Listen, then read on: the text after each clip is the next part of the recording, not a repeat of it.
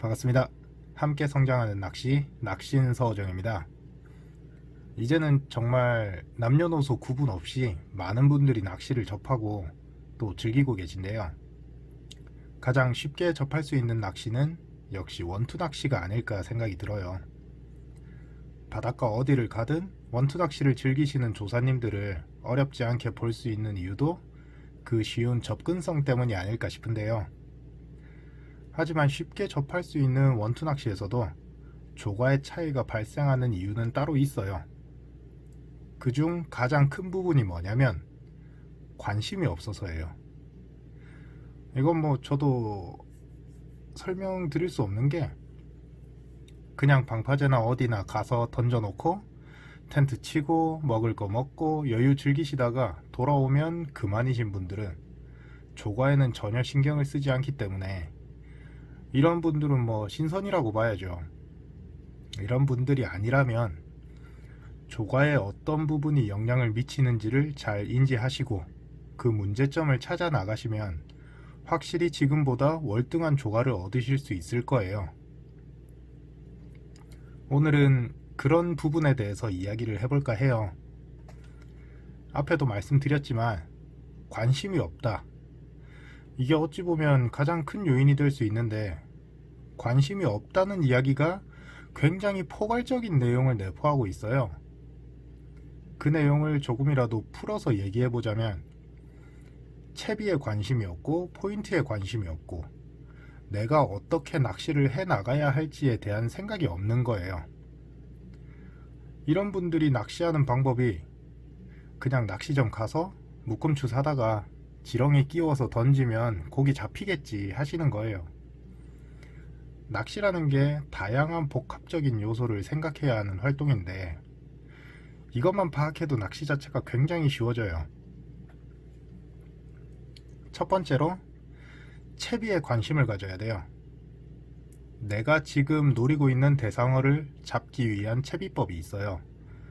채비법이라는 걸 생각하려면 낚시를 하고 있는 지역과 대상어의 습성에 대해서 생각을 해야 하고요. 대상어의 서식 환경까지 생각을 해야 완벽한 채비법이 나올 수 있어요.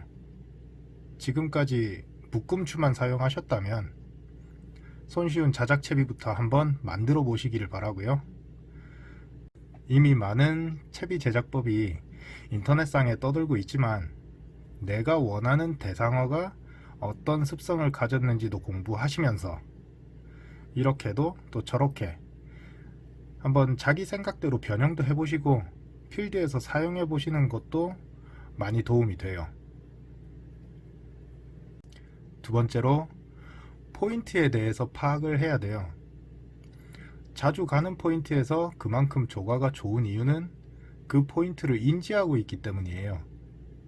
지금 내가 노리고자 하는 포인트의 형태가 어떤지, 수심은 얼마나 되는지, 밑걸림이 발생하면 요인이 무엇인지, 어디쯤에서 입질이 잘 들어오는지, 물론 처음 간 포인트에서 한순간에 파악하기는 힘들지만 거듭되는 캐스팅이 쌓이고 쌓이다 보면 그 포인트를 공략하는 건 어렵지 않은 문제가 되는 거예요.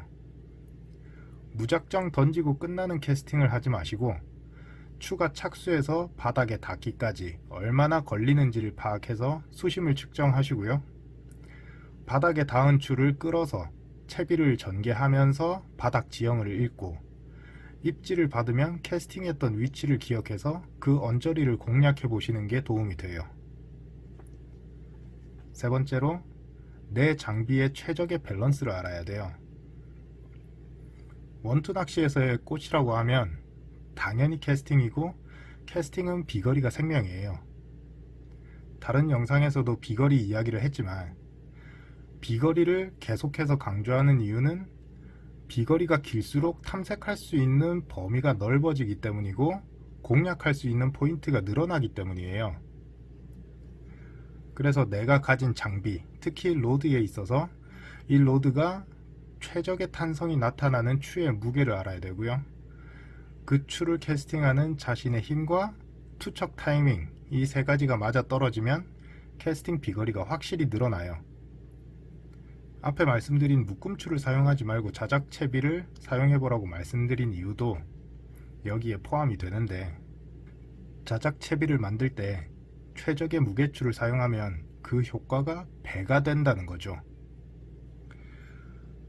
이렇게 세 가지를 말씀드렸지만 다시 되짚어 보시면 세세하게 관심을 가져야 할 부분이 채비, 대상어의 습성, 미끼, 포인트의 형태, 수심, 밑걸림의 요인, 입질 포인트, 로드 밸런스, 캐스팅 비거리, 정확도, 좋기 10가지는 된다는 걸 알 수 있어요.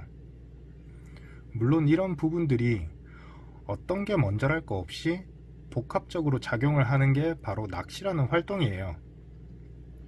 지금까지 왜 나는 고기를 못 잡을까 라는 생각이 드는 낚시를 하셨던 분들이라면 돌이켜보세요. 나는 내 낚시에 관심을 가지고 있었는가? 이번 영상은 이 질문을 끝으로 마치겠습니다.